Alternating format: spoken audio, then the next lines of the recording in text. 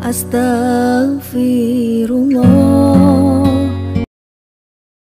Assalamualaikum warahmatullahi wabarakatuh. Alhamdulillah wassalatu wassalamu ala Rasulillah wa ala alihi wa sahbihi wa mawalah wa la hawla wa la quwata illa billahi wa ba'du. Alhamdulillah, di pagi menjelang siang ini kembali kita bisa duduk untuk bertolabul ilmi. Dan saya mohon maaf agak telat karena tadi baru sampai dari safar, jadi langsung kemari.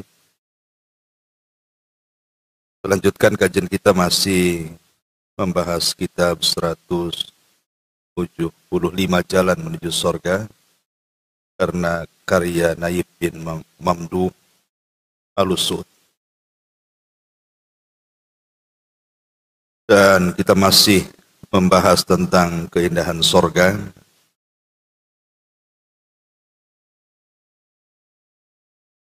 Mungkin ada beberapa yang tidak bisa kita jelaskan karena sebagiannya juga sudah kita jelaskan. Mungkin kita ambil kenikmatan surga yang terakhir dari halaman 37.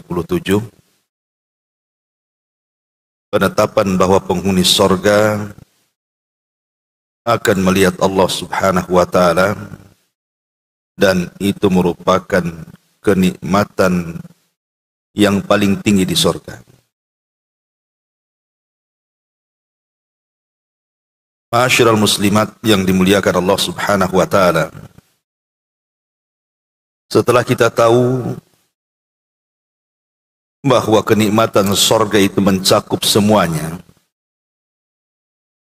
dan kita dimanjakan oleh Allah Subhanahu wa Ta'ala dari kenikmatan mendengar, kenikmatan melihat, kenikmatan berfikir, kenikmatan tempat, dan juga taman-tamannya, sungai-sungainya, makanan dan minumannya.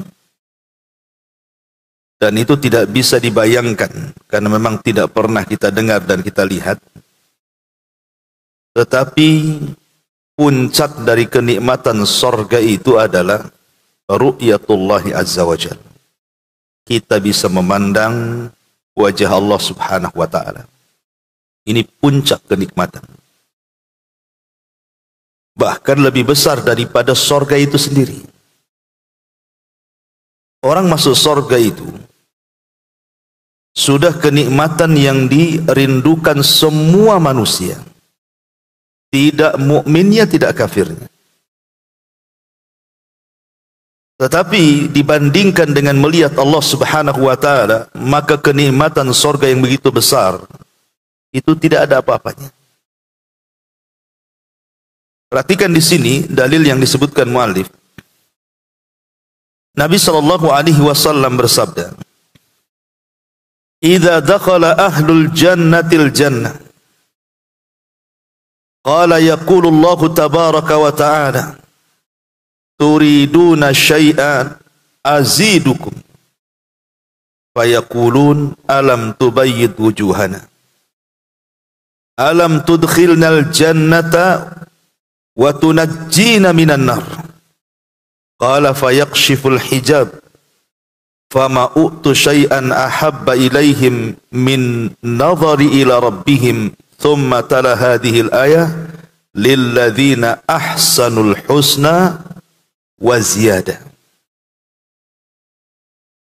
Apabila penghuni sorga telah masuk ke dalam sorganya, maka Allah akan berfirman, apakah kalian menginginkan sesuatu untuk aku tambahkan dari kenikmatan kalian? Maka penduduk sorga mengatakan, bukankah engkau telah menjadikan wajah-wajah kami putih berseri? Bukankah engkau telah memasukkan kami ke dalam sorga? Bukankah engkau telah menyelamatkan kami dari neraka? Maka Rasulullah SAW bersabda, ketika itu hijab pun tersingkap. Tidaklah mereka diberikan sesuatu yang lebih mereka sukai daripada melihat kepada Rabb mereka. Kemudian Nabi SAW membacakan ayat lilladzina ahsanul husna wa ziyadah, bagi orang-orang yang berbuat baik ada pahala yang terbaik di sorga dan juga tambahannya. Maksudnya tambahan di sini melihat wajah Allah Subhanahu wa taala. Baik, kita jelaskan sedikit. Ma'asyiral muslimat yang dimuliakan Allah Subhanahu wa taala. Di dunia tidak ada orang yang bisa melihat Allah Subhanahu wa taala. Bahkan sesiapa yang mengatakan pernah melihat Allah, dustakan kata-katanya. Itu perkataan Aisyah radhiyallahu anha. Barang siapa yang mengaku, kata Aisyah, man za'ama annahu ra'a rabbahu faqad kadzab. Siapa yang mengira dia pernah melihat Allah di dunia, dustakan ucapannya. Karena tidak ada yang mampu melihat Allah di dunia. Bukan Allah tak bisa dilihat, tetapi mata kita yang tidak sanggup melihatnya. Tahun berapa saya lupa, di Batam ini ada orang yang mengaku bisa melihat Allah dan memperlihatkan siapapun kepada Allah. Mungkin di antara ibu ada yang tahu lah. Cukup bayar 500.000. Dibawa ke salah satu ruangan, kemudian diperlihatkan di dalam baskom yang berisi air, kemudian disuruh zikir, entah apa zikirnya, kemudian memandang kepada air yang dalam baskom itu, katanya di situ dia akan bisa melihat Allah. Itu terjadi di Batam, saya lupa tahunnya. Maka kita katakan orang ini dusta, bahkan pendusta. Dia hanya cari uang saja. Anehnya ajaran-ajaran sesat seperti ini masih ada juga yang percaya waktu itu. Padahal keyakinan kita umat Islam, tidak mungkin Allah Subhanahu wa taala bisa dilihat di bumi. Saya contohkan. Di zaman Nabi Musa alaihi salatu wassalam, kurang apa Nabi Musa itu dari segi keutamaan coba? Nabi yang paling masyhur dari nabi-nabi Bani Israel. Dia ulul azmi.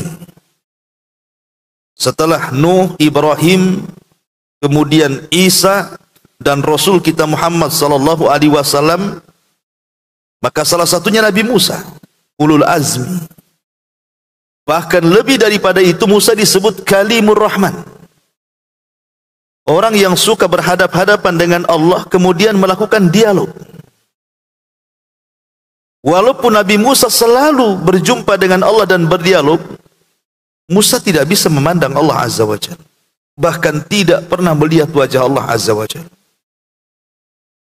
Sampai satu hari, Nabi Musa kepengen jugalah ingin melihat dan menatap wajah Allah itu. Kemudian dia minta kepada Allah Azza wa Jalla dan mengatakan, arini anzur ilaika. Bisa enggak engkau wahai Rabb menampakkan zatmu biar aku bisa menatapmu? Tentu karena kerinduan Nabi Musa ingin memandang dan menatap Rabbnya. Tapi Allah Subhanahu wa taala mengatakan, fa innaka lan tarani. Engkau tidak sanggup melihatku. Tapi apakah Allah Subhanahu wa taala menolak permintaan Nabi Musa? Tidak. Allah kabulkan permintaannya. Tapi syaratnya kata Allah Subhanahu wa taala kepada Musa, ya Musa unzur ilal jabal. Alihkan pandanganmu ke satu bukit batu itu. Dan aku akan menampakkan diriku di hadapan bukit batu itu. Kalau seandainya bukit batu itu tidak hancur berkeping-keping, dia tetap kokoh di tempatnya, maka engkau akan melihatku. Maka Musa pun memandang ke bukit yang diisyaratkan Allah Azza wa Jalla. Apa yang terjadi? Maka Allah Subhanahu wa taala mengatakan, falamma tajalla rabbuhu lil jabali ja'alahu dzakka wa sara Musa sa'iqa. Ketika Allah Subhanahu wa taala betul-betul menampakkan zatnya di hadapan bukit berbatu itu, tiba-tiba bukit itu hancur berkeping-keping, Musa pun sontak pingsan dan tidak sadar. Kemudian lama Nabi Musa pingsan itu. Falamma afaq, ketika Musa pun terbangun dari siumannya, dia sudah tidak sanggup lagi meminta itu. Kenapa? Lihat bagaimana dampaknya kan. Gunung yang kokoh saja diperlihatkan Allah Subhanahu wa taala hancur gunung itu. Macam mana Musa kalau diperlihatkan Allah, gunung sekokoh itu bisa hancur? Maka Musa ketakutan. Dari situ dia bertobat dan mengatakan, tubtu ilaika ya Rabb, aku tobat. Aku sudah tidak mungkin meminta lagi. Takutan Nabi Musa. Dari sini kita tahu bahwa kalau manusia sekelas Nabi Musa alaihi salatu wassalam tidak sanggup melihat Allah Subhanahu wa taala, bagaimana manusia sekelas kita? Lebih tidak sanggup lagi lah. Atau contoh yang kedua, ketika Bani Israel, dan mereka adalah orang-orang pilihan, memang murid-murid Nabi Musa terbaik, dibawa ke Bukit Saina oleh Nabi Musa. Karena mereka ingin mendengar firman Allah Subhanahu wa taala. Ketika mereka sampai di Bukit Saina, Musa pun memberitahu papan Taurat yang baru saja dia terima dari Allah Subhanahu wa taala. Ketika kemudian orang-orang pilihan Nabi Musa ini diperlihatkan Taurat oleh Nabi Musa alaihi salatu wassalam, mereka kurang puas. Saya tidak mau melihat hanya bukti papan itu saja, katanya. Saya ingin melihat langsung Rabb wahai Musa. Ini Bani Israel nih, dan mereka ulama-ulamanya, pilihan orang-orang pilihannya. Ketika kemudian mereka ingin melihat Rabb mereka, meminta kepada Nabi Musa, kata Nabi Musa, tidak bisa. Jangankan lagi kalian, aku saja tidak bisa, katanya. Tapi mereka malah mengancam Nabi Musa dan mengatakan, ya Musa, lan nu'mina laka hatta narallaha jahra. Wahai Musa, kami akan mencabut keimanan kami kepadamu sampai kau perlihatkan Tuhanmu kepada kami, katanya. Mengancam dia. Kami tidak akan beriman sampai Tuhanmu tampakkan coba di hadapan kami. Baru kami akan makin beriman lagi, katanya. Kalau tidak, kami cabut keimanan kami. Ketika mereka mengatakan seperti itu, tiba-tiba datang halilintar. Kemudian menyambar semua orang yang meminta diperlihatkan Allah Azza wa Jalla. Semua mati. Tapi Musa kemudian merasa sedih dengan kematian mereka. Akhirnya berdoa kepada Allah Azza wa Jalla agar orang-orang itu dihidupkan lagi. Akhirnya Allah kabulkan permintaannya. Dihidupkan lagi lah orang-orang itu, tentu dengan izin Allah Subhanahu wa ta'ala. Makanya Allah Subhanahu wa ta'ala abadikan kisahnya. Wa qalu ya Musa lan nu'mina laka hatta narallaha jahra fa akhadathhumus sa'iqatu wa antum tanzurun. Dan ketika mereka mengatakan, ya Musa, kami tidak akan beriman kepadamu sampai kami melihat Tuhanmu, maka Allah kirim halilintar sehingga menyambar mereka dan mereka melihatnya. Kemudian mereka mati. Lah kalau seandainya Bani Israel, ulama-ulamanya loh ini, orang pilihan Nabi Musa, disambar oleh petir gara-gara permintaan itu, macam mana pula kita? Termasuk juga Nabi SAW pernah melaksanakan satu peristiwa besar. Di tahun 620 Masehi yang disebut dengan peristiwa Isra dan Mi'raj. Nabi SAW sampai ke Sidratil Muntaha kan. Pertanyaannya, apakah Nabi SAW melihat Allah di Sidratil Muntaha itu? Maka keyakinan ahli sunnah wal jamaah, Rasul tidak melihat Allah. Rasul bicara dengan Allah itu di sebalik hijab. Dan hijabnya Allah itu cahaya, dalam riwayat dalam bentuk api, yang kalau seandainya terbuka hijab itu, maka akan terbakar antara timur dan barat, utara dan selatan. Jadi Nabi SAW tidak bisa memandang Allah karena ada tabirnya di situ. Jadi Rasul itu berdialog di balik tabir. Makanya Aisyah radhiyallahu anha ketika ditanya peristiwa Mi'raj, apakah Rasul melihat Allah? Maka Aisyah mengatakan tidak. Bahkan Nabi SAW mengatakan, nurun inni ara, yang aku lihat cahaya. Ya, Rasul hanya melihat cahaya. Dari sini Aisyah radhiyallahu anha mengatakan, man za'ama anna Muhammadan ra'a rabbahu faqad kadzab. Barang siapa yang menyangka bahwa Muhammad pernah melihat Tuhannya, dustakan kata-katanya. Tidak ada yang bisa melihat Allah Azza wa Jalla. Tidak ada. Tetapi bukan berarti, saya ulang-ulang dari awal, kita tidak bisa memandang Allah. Bisa. Masalahnya di dunia ini pandangan kita terbatas. Tidak bisa memandang karena tidak diberikan kekuatan. Tapi kelak pada hari kiamat, kita akan memandang Allah Azza wa Jalla di dua tempat. Pertama di padang mahsyar, dan yang kedua di sorga. Di padang mahsyar Allah Subhanahu wa ta'ala akan datang menghadap hamba-hambanya. Waji'a fi jahannam yauma idzin yatadzakkarul insan. Ketika Jahannam dihadapkan di hadapan manusia, ketika itu manusia akan ingat penyesalan yang luar biasa. Kenapa mereka tidak rajin beribadah di dunia? Disitulah Allah Subhanahu wa ta'ala datang menghadap makhluk, semua manusia yang ada di padang mahsyar itu.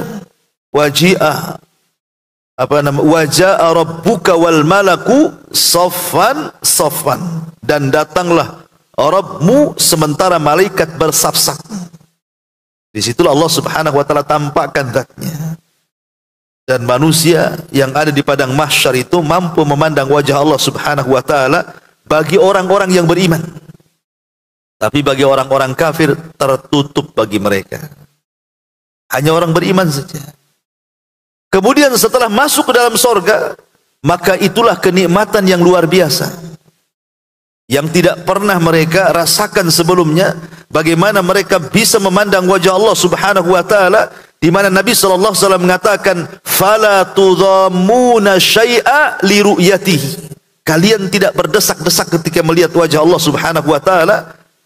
Kalian melihat Allah seperti melihat purnama, kata Rasul. Bagaimana ibu melihat bulan? Kan tidak berdesak-desak. Cukup ibu tatapkan ke langit, nampaklah bulan. Begitulah Allah Subhanahu wa ta'ala akan terlihat di sorga. Seperti kita memandang bulan, seperti itulah kita tidak berdesak-desakan melihat wajah Allah Subhanahu wa ta'ala.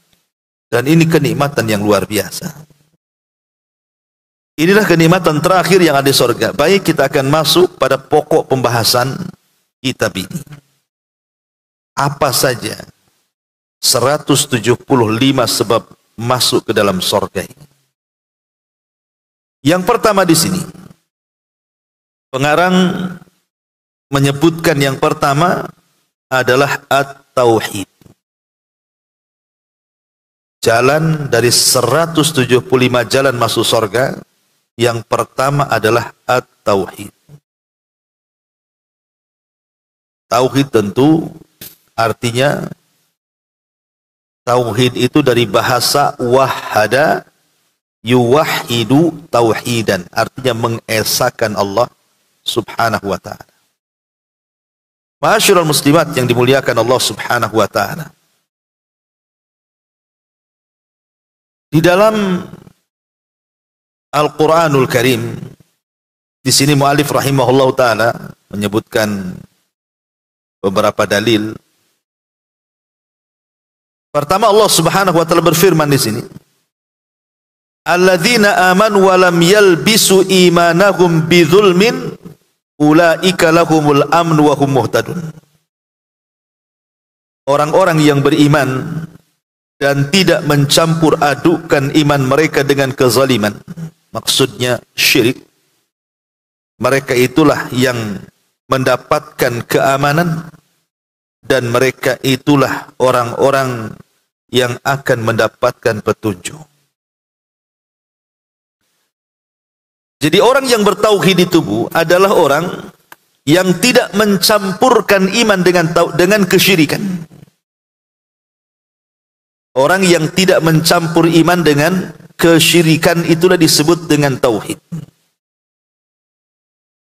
Kenapa orang yang bertauhid ini begitu besar pahalanya sampai menentukan orang ini dimasukkan ke dalam surga atau tidak? Karena pengorbanan orang yang mempertahankan tauhid itu luar biasa, terutama di akhir zaman. Baik, sedikit saya jelaskan ya, biar ibu punya gambaran. Dalam sebuah hadis Nabi SAW mengatakan, Bada'al Islam ghariba wa sayaudu ghariba kama bada'a fatuba lil ghuraba. Islam ini pertama kemunculannya itu sangat asing sekali. Ketika Nabi SAW pertama kali berdakwah di kota Mekah, di tengah-tengah manusia para penyembah berhala Lata, Uzza, Manat, Hubal, Saif, Nailah dan berhala-berhala yang entah berapa jumlahnya tidak tahu. Rasul mulai mendakwahkan tauhid di situ. La ilaha illallah. Tidak ada sesembahan yang berhak disembah kecuali Allah. Apa yang terjadi? Agama yang dibawa Nabi SAW dianggap asing kan? Bahasa kita ini agama apa? Kok aneh kali agama ini katanya. Kok beda dengan keyakinan kami? Sehingga mereka mengatakan dan perkataan mereka diabadikan dalam Quran. Aja'alal alihata ilaha wahid inna hadza la syai'un ujab katanya. Apakah orang ini hendak menetapkan satu Tuhan dan kami harus membuang banyak-banyak Tuhan begini katanya. Ini agama aneh. Itulah Islam di permulaannya sangat aneh. Dan keanehan-keanehan seperti ini akan terulang kata Rasul. Wa sayaudu ghariba kama bada'a. Dan kelak keasingan-keasingan dalam mendakwahkan tauhid, dalam mendakwahkan agama Islam di akhir zaman itu juga akan dianggap aneh lagi. Tapi Nabi SAW mengatakan fatuba lil ghuraba, beruntung orang-orang yang dianggap aneh itu. Dan yang luar biasanya adalah Nabi SAW mengatakan al-qabid fi dinihi kal-qabid alal jamri. Nanti di akhir zaman ya'ti alaikum zaman, akan datang kepada kalian satu waktu, al-qabid ala dinihi kal-qabid alal jamri. Orang yang memegang tauhid, orang yang memegang agama dan keyakinannya, maka dia seperti memegang bara api. Coba Bu, perhatikan bara api. Siapa di antara ibu yang sanggup memegang bara api? Tidak akan sanggup. Kalau ini seandainya bara api, anggaplah arang, baru dinyalakan kan, kemudian sudah merah gitu arang itu. Kalau kita ambil arang merah yang penuh api begini, tentu akan melepuhkan tangan-tangan kita. Dan pasti tidak akan sanggup, pasti akan dilempar. Kalaupun sanggup memegang bara api itu nggak akan lama. Pasti ibu akan melempar. Sebab kalau tetap dipegang Bu, betul-betul akan melepuh kan, akan terbakar, melepuh, kepanasan, kesakitan kan itu. Itu orang memegang bara api itu. Sehingga biasanya orang yang memegang bara api itu tidak akan lama. Sekalipun dia bisa megang, pasti sebentar. Karena dia akan merasakan panas, sakit, terbakar, melepuh dan begitu seterusnya. Nabi ingin membuat gambaran. Seperti itulah nanti di akhir zaman orang yang betul-betul memegang tauhid. Jadi orang-orang yang betul-betul memegang tauhid ya, yang memang diajarkan oleh Al-Quran dan Sunnah, maka seperti itu. Kalau seandainya dia pegang kuat-kuat tauhid itu, maka dia pasti seperti memegang bara api. dia akan merasakan sakit, dia akan merasakan panas, dia akan merasakan terbakar, dia akan merasakan melepuh dan begitu seterusnya. Ini kinayah bahwa pasti orang ini akan diuji, akan disakiti, akan dibicarakan, akan dibuli, akan difitnah dan begitu seterusnya. Dan itu perlu kesabaran seperti orang sabar memegang bara api. Kuat enggak? Ya. Kalau kuat maka ujian makin besar tuh. Tapi kalau tidak kuat maka pasti kita akan tinggalkan ajaran tauhid itu sedikit demi sedikit. Gambarannya seperti ini, Bu. Nabi SAW berdakwah di kota Mekah berapa tahun? Dari usia 40 tahun sampai usia 51 tahun. Nabi SAW berdakwah dari usia 40 tahun sampai usia 50 tahun, 51 tahun, 11 tahun. Ya, ada yang mengatakan 13 tahun. Dan itu pendapat yang kuat. Artinya sampai usia 53 berarti ya. Dari 40 sampai 53 tahun Nabi SAW berdakwah di kota Mekah. Coba apa yang dihadapi Nabi dengan orang-orang musyrik itu? Tidak berdakwah dengan tenang. Ada aja gangguannya. Tapi saya tidak hendak mengkisahkan dari segi Nabi SAW. Saya hendak mengkisahkan bagaimana sahabat-sahabat Rasul yang mereka masuk ke agama Rasul, yang Nabi SAW gambarkan seperti memegang bara api. Utsman ibn Affan radhiyallahu anhu, salah seorang sahabat yang memeluk Islam. Di permulaannya Utsman itu, diketahui paman-pamannya bahwa Utsman ini masuk Islam, masuk agama tauhid. Marah pamannya. Akhirnya Utsman pun ditangkap, kemudian tangannya diikat ke belakang, kemudian setelah diikat ke belakang badannya dibungkus tikar. Tikar dari anyaman kurma itu. Kemudian diikat. Kemudian kakinya diikat tali, kemudian ditaruh di atas pohon. Jadi kakinya di atas, kepalanya di bawah. Digantung bahasa kita. Itu Utsman. Cukup sampai di sini tidak, Bu? Dibuat perapian. Jadi dibakarkan kayu bakar. Jadi Utsman itu tergantung di pohon ini. Di sebelah sini dibuat perapian untuk dibakar. Kayu-kayu itu dibakar tuh. Bukan untuk membakar Utsman, tidak. Cuman tidak jauh dari Utsman digantung itu, kaki di atas, kepala di bawah. Lah, pamannya Utsman ini membuat perapian dari kayu tuh. Untuk apa coba? Supaya nanti kalau dia padam apinya, Bu, asapnya itu akan mengenai wajah Utsman bin Affan. Sampai Utsman tidak tahan dengan asap itu. Dan pingsan berkali-kali. Itulah ujiannya itu. Orang memeluk Islam di zaman itu seperti itu tuh. Akhirnya kemudian setiap Utsman bin Affan dimintai untuk murtad oleh pamannya, tetap dia tidak bergeming. Akhirnya pamannya putus asa, kemudian Utsman dilepas. Dan Utsman pun bergegas hijrah ke Habasyah karena tidak tahan dengan siksaan pamannya. Kemudian contoh yang lain, Abdullah ibn Mas'ud radhiyallahu anhu juga sama, disiksa tuh.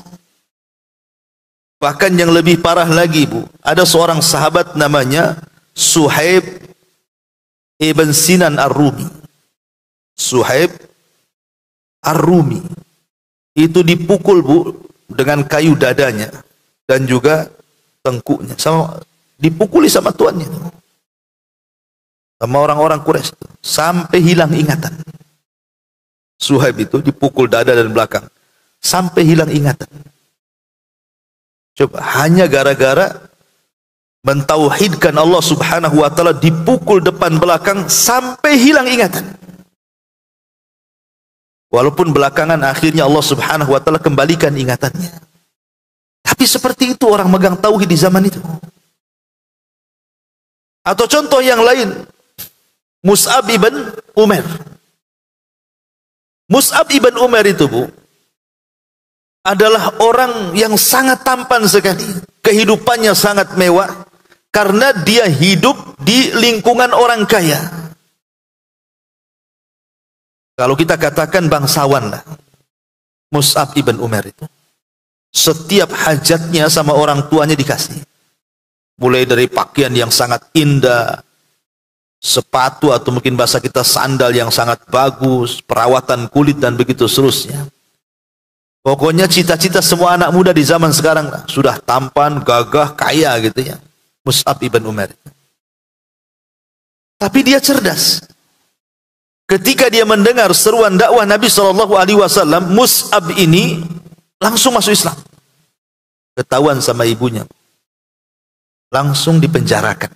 Jadi ibunya buat penjara dalam rumah, kerangkeng, maka Mus'ab dimasukkan di dalam kerangkeng itu.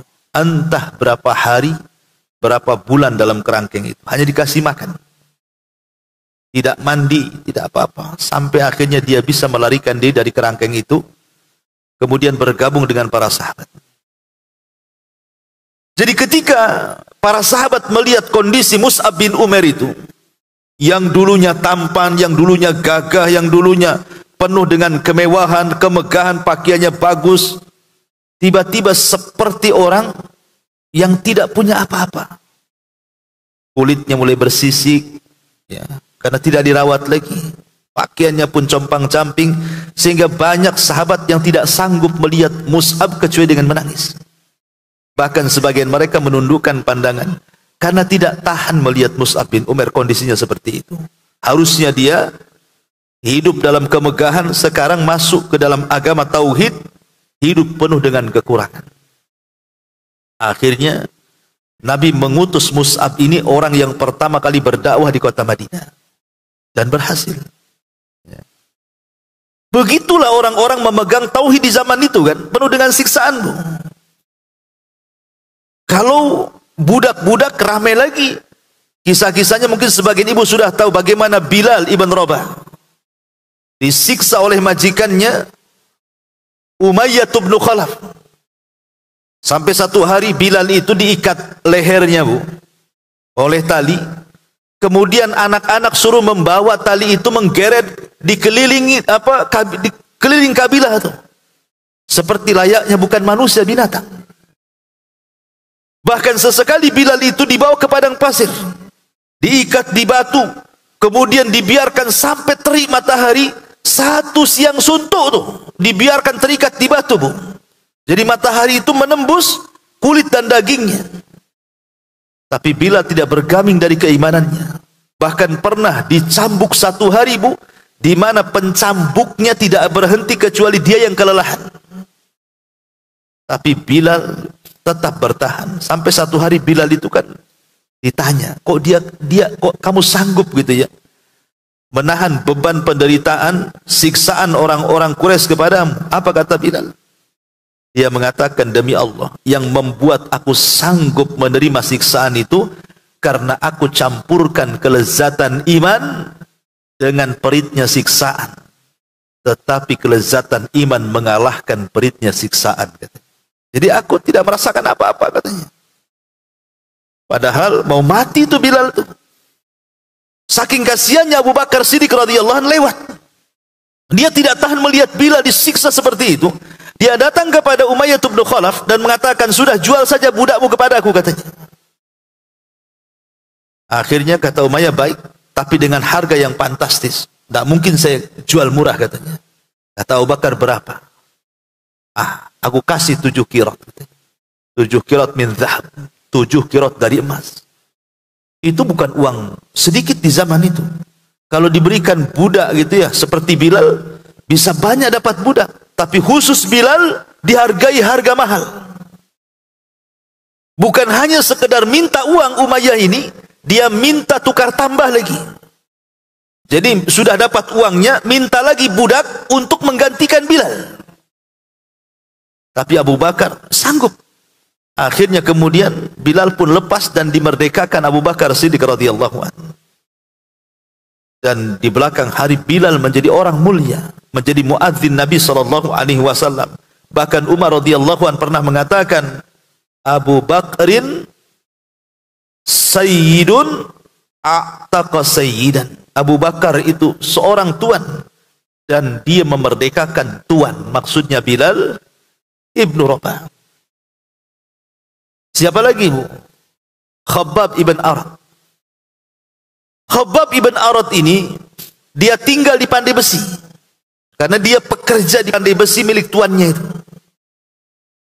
Setelah ketahuan Khabbab ibn Arad ini masuk ke agama Nabi SAW, ke agama Tauhid, marah majikannya, Bu. Setiap hari Khabbab itu disundut dengan besi panas tuh, bayangkan. Namanya di tempat pandai besi. Sehingga tidak ada satupun badan Khabbab ini kecuali ada bekas sundutan tuh, bayangkan. Besi dipanaskan, disundut, Bu. Gimana rasanya? Dan tidak ada satu badan yang selamat kecuali ada bekas sundutannya tuh. Tapi Khabbab ibn Arad tidak pernah meninggalkan agama Islam. Walaupun satu hari dia tidak tahan. Dia datang kepada Nabi SAW ketika itu Rasul sedang bersandar di kiswah Ka'bah. Maka Khabbab mengatakan, ya Rasulullah, ala tad'ulana ala tastaghfir lana. Rasul, tidakkah kau iba melihatku? Berdoalah kepada Allah, semoga Allah mempercepat kemenangan agama ini. Tapi Nabi SAW mengatakan, tidak, wahai Khabbab, engkau tergesa-gesa. Nanti kemenangan itu akan datang. Sehingga orang berjalan dari Son'a ke Hadral Maut tidak akan takut kecuali kepada Allah Subhanahu wa taala. Ya Khabbab, orang-orang dulu ada yang disiksa jauh lebih hebat dibandingkan yang engkau rasakan. Ada orang yang dikubur hidup-hidup, ada yang disisir dengan sisir besi sehingga terkelupas daging dan kulangnya, ada yang digergaji tengah-tengah badannya kemudian belah menjadi dua. Ya Khabbab, mereka tidak pernah keluar dari agama, mereka tidak pernah murtad. Maka bersabarlah wahai Khabbab ibn Arad. Jadi Nabi SAW menjanjikan kemenangan, tapi bukan hari ini. Itu karena tidak tahannya Khabbab dengan siksaan, kan? Tetapi walaupun demikian Khabbab tidak pernah bergeming dari keimanannya. Tetap dia masuk Islam walaupun disiksa hari-hari. Itulah kehebatan orang dulu. Oke lah, ini kalangan laki-laki. Wanita juga ramai di zaman itu. Ada namanya Zunairah. Zunairah itu disiksa habis-habisan. Itu seorang budak wanita. Ada namanya An-Nahdiyah. Itu pun juga sama disiksa habis-habisan. Bahkan saya lupa namanya. Ada seorang budak wanita disiksa oleh Umar. Ketika itu Umar masih kafir. Dia juga ikut nyiksa tuh orang yang masuk Islam tuh. Tapi setelah kemudian dia masuk Islam, menyesal Umar itu. Kenapa dia sampai menyiksa orang-orang yang masuk Islam dari kalangan wanita yang lemah. Bahkan yang lebih parah adalah wanita yang pertama syahid dalam Islam. Siapa? Sumayyah. Sumayyah. Abu Jahal sendiri yang membunuhnya. Ketika Abu Jahal mengatakan kepada Sumayyah untuk murtad, untuk menanggalkan agama Tauhid, dia tidak mau. Akhirnya emosi Abu Jahal ini, diambilnya besi, mungkin bahasa kitanya linggis, naudzubillah, kemudian dimasukkan ke dalam kemaluannya sampai menembus dadanya. Akhirnya Sumayyah pun meninggal, dan inilah wanita yang pertama mati syahid. Habis Sumayyah meninggal, suaminya juga dibunuh, kecuali Ammar, putranya. Kata Abu Jahal, ya Ammar, apakah engkau akan mengikuti kedua orang tuamu, kok kami bunuh? Ammar ketakutan karena masih anak-anak. Kemudian Abu Jahal menjanjikan, ya Ammar, aku akan lepaskan kamu jika engkau melakukan dua perkara. Satu, caci maki si Muhammad. Kalau kau tidak mau, nggak apa-apa. Kau pujilah, terserah pujiannya seperti apa, Tuhan-Tuhan kami. Entah Lata, entah Uzza, entah Manat, puji mereka. Pada awalnya Ammar tidak mau, karena tahu konsekuensinya. Dua-duanya kufur. Mencaci maki bisa kufur. Kemudian memuji-muji berhala kufur juga. Nggak mau dia. Tapi karena tidak tahan, disiksa, dipukul, dicemeti begitu, terpaksalah dia pun melakukannya.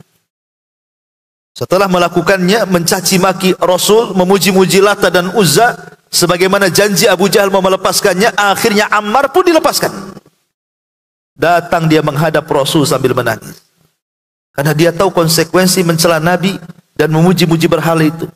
Bisa keluar dari Islam. Tapi Nabi SAW tidak menyalahkan Ammar, justru mengatakan, ya Ammar, kalau mereka menangkapmu, kemudian mereka menyuruh untuk mencaci maki diriku, cacilah sebanyak apa yang kau mau, asal kau selamat, katanya.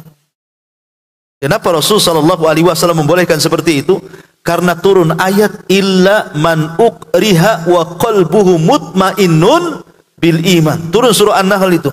Tidak mengapa orang itu mengucapkan kalimat kufur, melakukan perbuatan kufur, kalau kondisi mereka sedang terdesak dan disiksa, asal hati mereka penuh dengan keimanan. Tidak mengapa.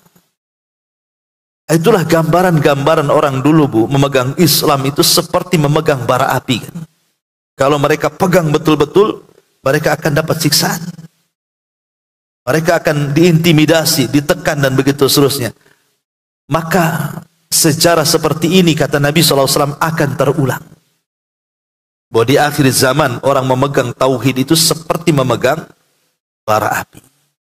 Pasti akan mengalami apa yang mereka alami, walaupun justru mereka lebih dahsyat, kan, ujiannya dibandingkan kita.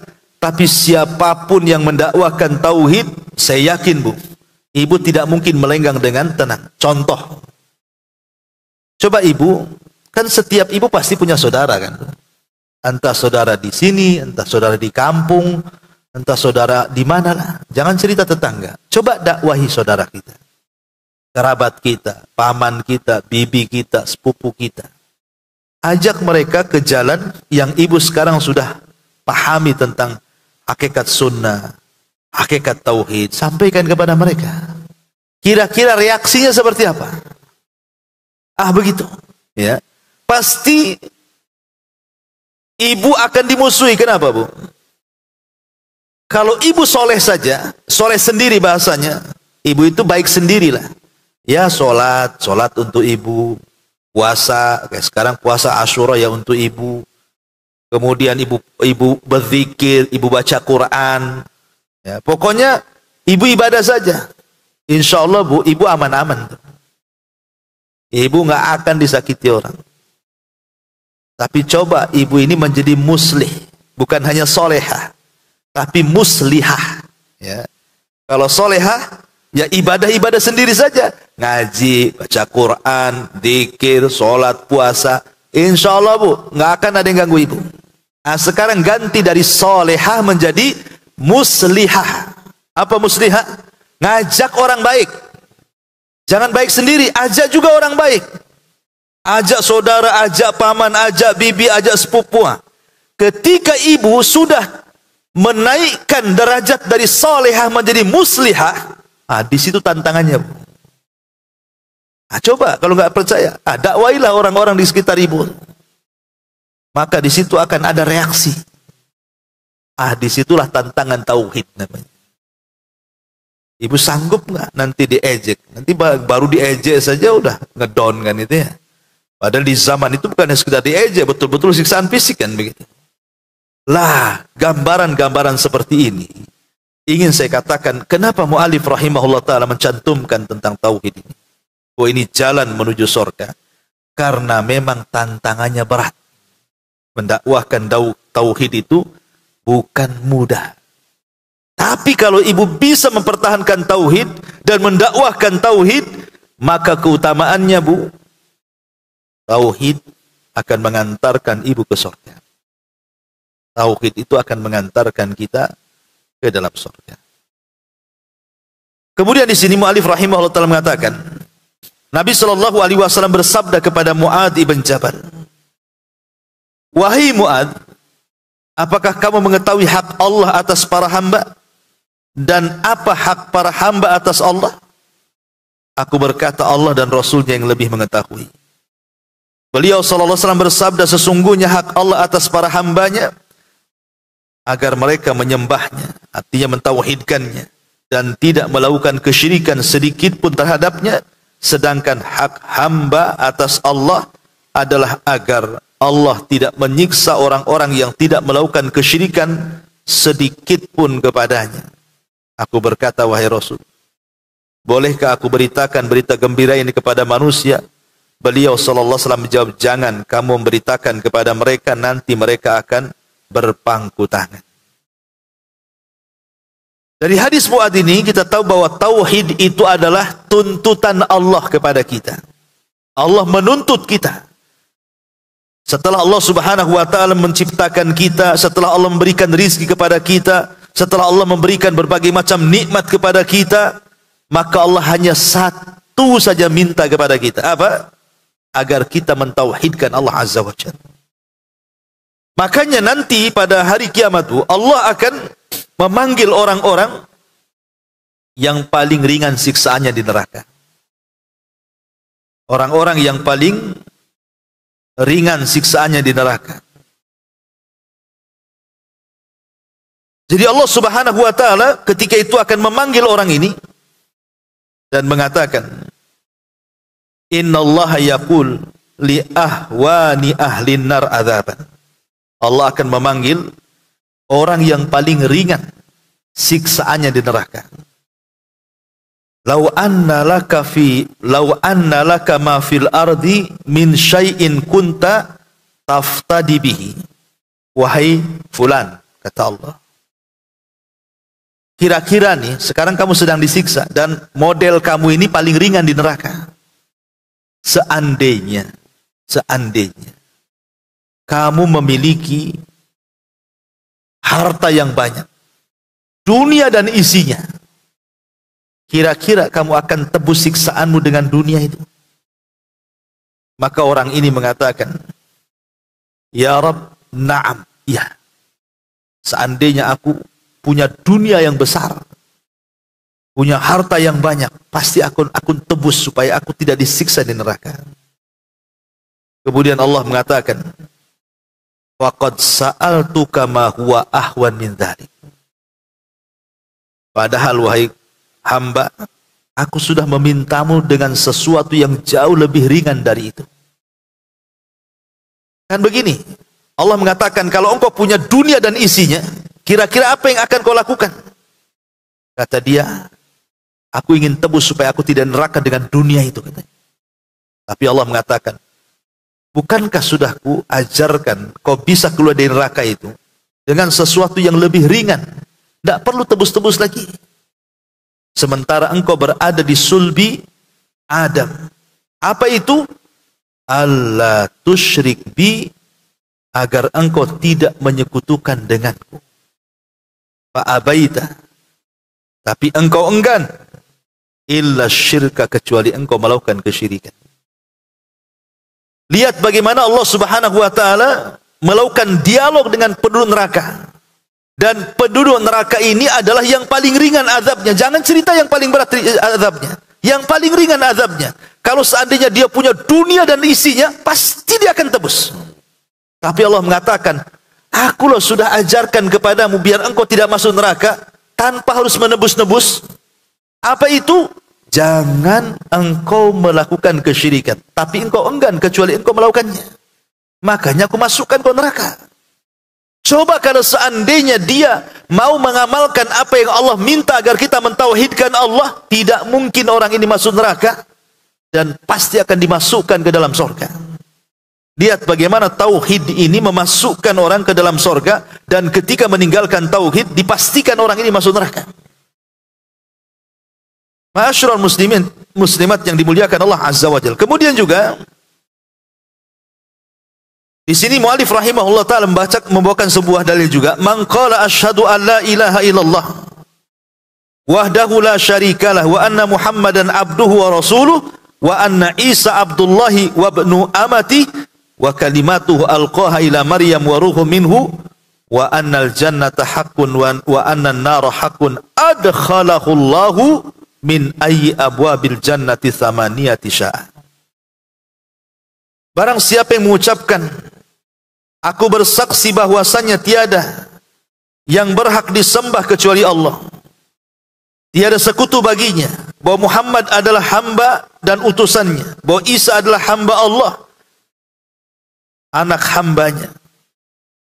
Firman yang telah Allah lemparkan kepada Maryam dan ruh darinya, bahwasannya sorga adalah hak, neraka hak, maka Allah akan memasukkan ke dalam sorga dari 8 pintu-pintu sorga manapun yang ia suka. Ini juga dalil bahwa tauhid ini menunjukkan pelakunya akan masuk ke dalam sorga. Kemudian dalam riwayat Muslim, adkhalahullahul jannata ala ma kana minal amal. Allah akan memasukkan ke dalam sorga sesuai dengan apa yang telah diamalkannya. Kemudian dalam riwayat Bukhari dan Muslim lebih jelas lagi di sini. Fa innallaha qad harrama 'alan nar man qala la ilaha illallah yabtagi bidzalika wajhallah. Sesungguhnya Allah telah mengharamkan atas neraka orang yang mengucapkan tidak ada sembahan yang berhak disembah kecuali Allah, dia mengucapkannya karena mengharap wajah Allah Subhanahu wa taala. Dan Rasul mengatakan, ya ibna Adam innaka law ataitani bi qurabil ardi khataya thumma lakitani la tusyrik bi syai'an la ataituka bi qurabiha maghfiratan. Wahai anak hamba, sesungguhnya jika kamu mendatangiku dengan dosa-dosa besar sebesar bumi, lalu kamu menjumpai aku dan tidak menyekutukan diriku sedikit pun, maka sungguh aku akan mendatangimu dengan ampunan sebesar bumi pula. Ma'asyiral muslimat yang dimuliakan Allah Subhanahu wa taala. Jadi kesimpulannya adalah tauhid satu-satunya jalan dari sekian banyak jalan untuk masuk ke dalam surga. Di zaman Nabi SAW, ada seorang sahabat namanya Usamah ibn Zaid. Siapa? Usamah ibnu Zaid. Usamah ibn Zaid ini diutus oleh Nabi SAW untuk menjadi salah satu pasukan khusus atau disebut dengan Sariyah, untuk menyerbu sebuah kaum. Diserbunya kaum itu dan Allah menangkan. Dalam penyerbuan itu, Usamah ini pernah mengejar orang musyrik. Dikejar sama dia bersama seorang Ansor.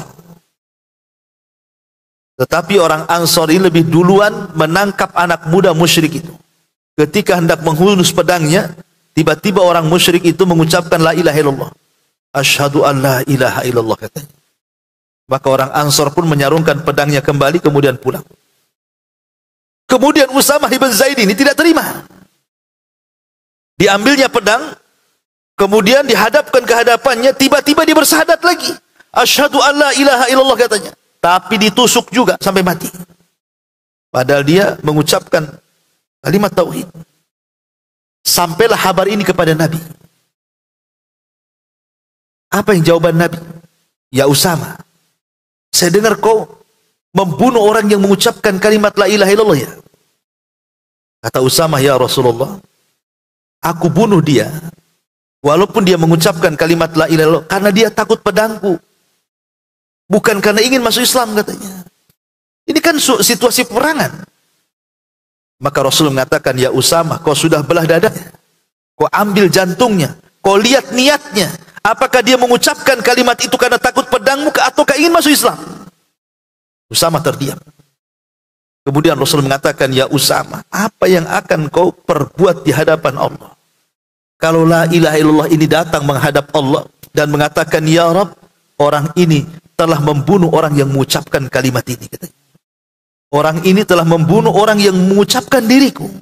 Apa yang akan kau pertanggungjawabkan di hadapan Allah jika la ilaha illallah kalimat tauhid itu menghadap Allah dan engkau membunuh orang yang mengucapkannya? Terus Rasul mengucap kalimat itu sampai Usamah ketakutan dan mengatakan, laitani aslam tu yaumaidin, duhai kiranya aku baru masuk Islam supaya Rasul tidak semarah itu kepadaku, katanya. Tapi lihat bagaimana Nabi SAW marah kepada Usamah gara-gara apa? Membunuh orang yang mengucapkan kalimat la ilaha illallah. Artinya bahwa kalimat itu kalimat mulia, kalimat yang menyebabkan kita masuk ke dalam surga. Macam mana kemudian Usamah bisa membantainya? Ya. Seperti itulah bagaimana Nabi SAW memuliakan kalimat tauhid. Dalam kondisi apapun kalimat itu mengangkat derajat seseorang. Makanya mu'alif rahimahullah ta'ala masukkan dalam Poin pertama dari 175 jalan menuju surga. Wallahu a'lam bishawab. Ini saja yang bisa saya sampaikan. Mohon maaf tidak ada pertanyaan karena kondisi manapun masih agak capek mungkin ya.